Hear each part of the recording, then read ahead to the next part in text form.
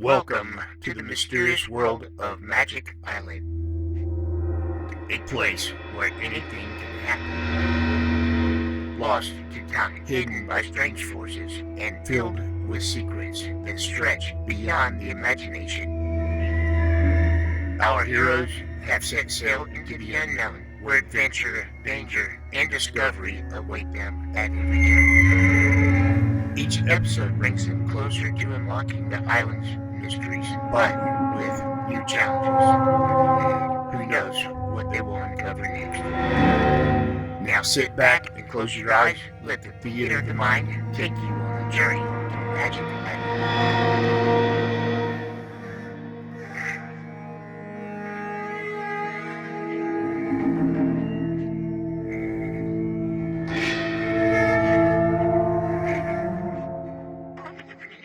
In just a few hours, the Gregory party will attempt to escape from the Magic Island. When the Gregory yacht, with Mrs. Gregory, Captain Tex Bradford, and Jerry Hall aboard, was captured and drawn to the strange island of Euclidia by magnetic force, a little homing pigeon was released to carry word of their trouble to another boat with Johnson on board. Johnson, in turn, released a pigeon which arrived safely at the Gregory yacht. And with the aid of these clever little birds, the prisoners have arrived at what seems to be a chance to escape. The Euclidean scientists are asleep in the chemical laboratory, victims of a formula Captain Bradford gave them. Jerry and Joan are in the radio cabin on the yacht, planning a desperate move to help Mrs. Gregory and the captain. It's a slick plan, Joan, if we can only get away from this yacht to try it out. I think if you leave that to me, Jerry, I will be able to give Mother and the captain a plausible excuse for our sudden desire to return to the island. Well, if you can, with these two ray guns you swiped from the commander, we've got a chance to put it over.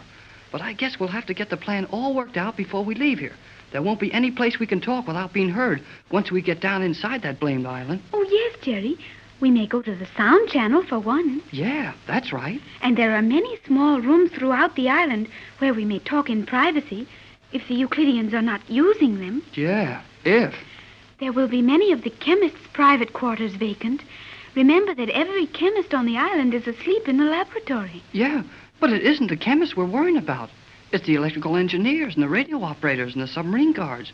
We've got to get past all of them some way and get our hands on the switches or whatever cuts off the current supply on this island. We've got to get everything shut off so there's no chance of the Euclideans doing anything to stop us when we sail out of here right after dark. It can be done, Jerry. It will be dangerous and exciting, but it can be done. Okay, kid. I'm with you if you say so. But now we've got to think of an excuse to get off this yacht and onto the island. I think, Jerry, the best way is for us to tell Mother and the captain what we intend trying to do. They'll never let us do it. I think they will. Captain Bradford will realize that our only hope is to render the island as nearly powerless as possible, and he will see instantly that you and I can move about in the island with greater freedom and less suspicion than would be allowed him. It might work. We'll last them anyhow. But remember this. If they say no, we'll find a way to go just the same. Agreed, Jerry. We will, what you say, extract a rapid one. You mean pull a fast one? Exactly. You're talking, Joan. Oh, here are Mother and the captain. Don't spring it up too soon now. What's that, Jerry? You and Joan going to spring something on us? Maybe. After a while. Joan, dear, you and Jerry both look very guilty about something. You haven't been getting into trouble, have you? Oh, no, Mother.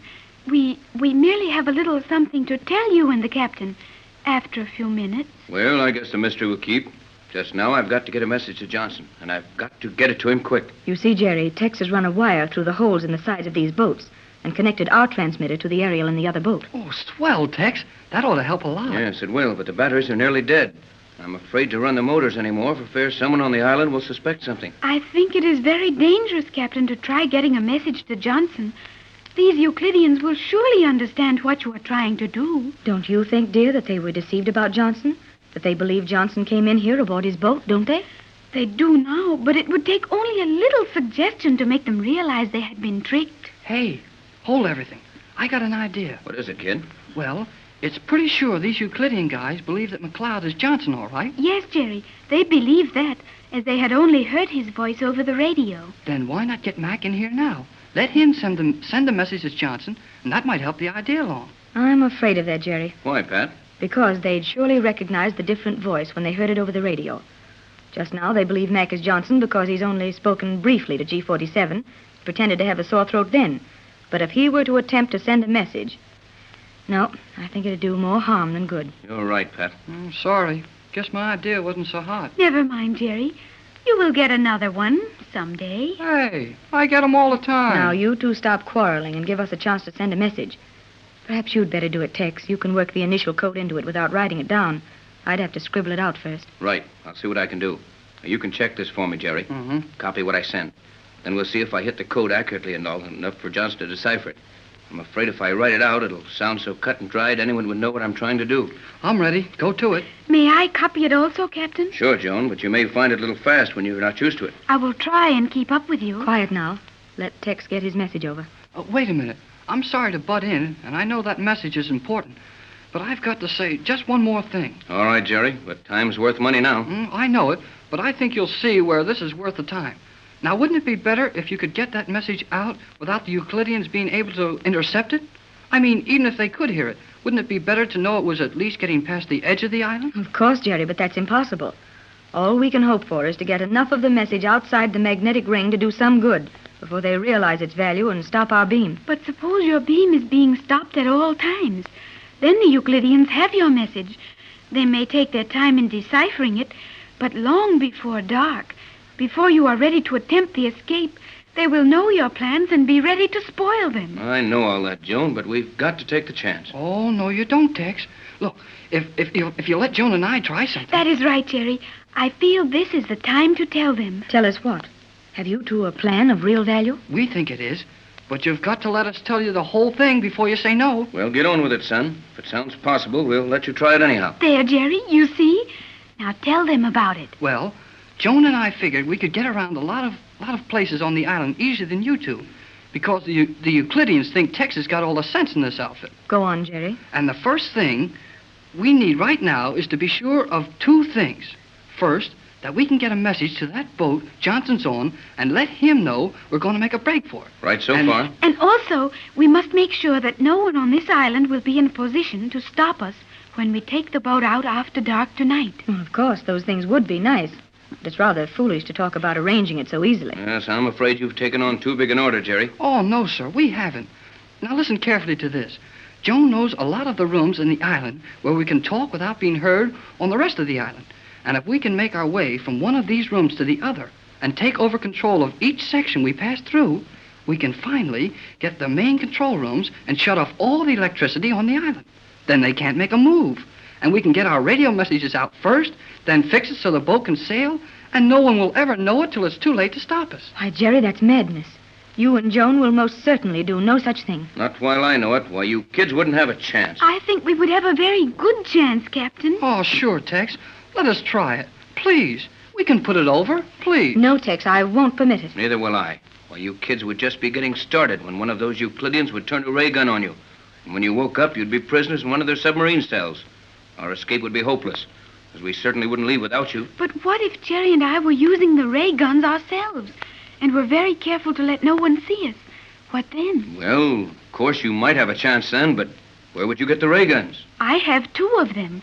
Joan, you what? You've got 2 of those things? Sure she has. And they're the 5-minute kind, the 300-second ray, the Euclideans call them. But how did you get them, dear?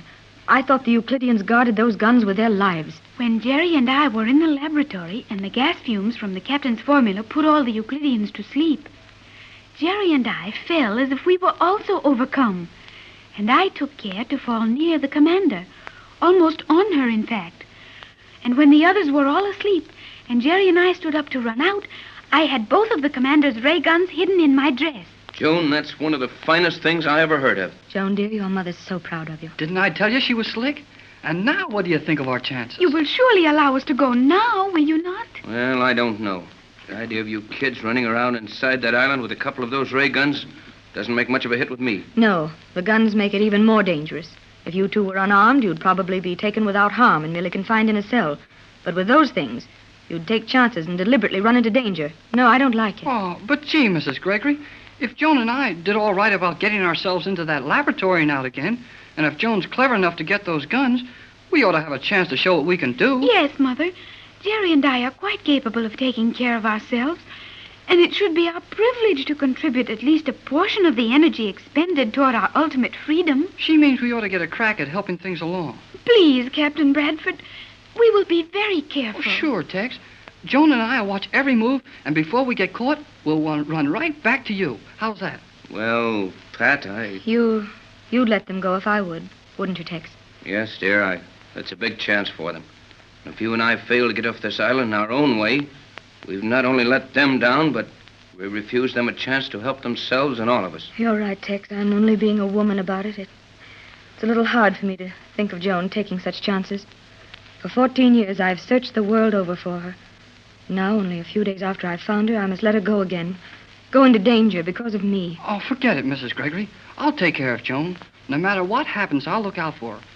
And you and the captain can do a lot more good by being right here on this boat and having everything ready to shove off as soon as it gets dark. All right, you win, kid. Though it seems funny for Pat and me to sit here and let you kids run these risks. Oh, I know it's a sensible thing to do. Now, Captain Bradford, if you will give me the message you were going to send in the hope Johnson might hear it, I will copy it. And Jerry and I may get a chance to send it from the Euclidean control chamber. Yeah, then we'd know it got out all right. But wouldn't it be heard other places on the island? Not if we were able to operate the controls ourselves. We could regulate the beam transmission apparatus so that the message could only be picked up by a radio receiver and not by the electric ears around the island. You certainly know this island, Joan. I have had 14 years in which to learn of it. Now, may I have the message, Captain? Right, Joan. I'll give it to you slowly and you can copy it. And we'll see if the code comes out right. You may speak as rapidly as you wish. Do you know shorthand, Joan? I do not understand what you mean. I merely make small marks for big words. Well, that's shorthand, all right. Come on, let's get going. Right. Here it is. Call any station. Sign the Gregory yacht. Here is the message. Every indication, going have trouble. Possibly may feel, unwise even, leave free in this yacht. Many islanders, lying in forced sleep. Don't indicate especially sincere enjoyment. Longer, unusual silence. Envelops are waiting now. Perhaps later advice. Nearer solution. The first letter of each word will spell the message we want Johnson to get. I have it translated. 8 p.m. Fuel 50 miles. Diesel. Use own plans. If Johnson gets that, we're saved sure. Johnson will get it. And so, another chapter closes on Magic Island. Our explorers have faced mysteries, dangers, and thrills. Yet, the island still holds its secrets close. What lies ahead? New allies? Or unexpected foes? Make sure you join us tomorrow to find out what awaits on Magic Island, where the adventure never ends. Right here on Golden Age Radio, rumble.com/C/GAR. If you're too impatient to watch all 130 episodes, one per day, there's a link in the description so you can watch all the videos you want all together.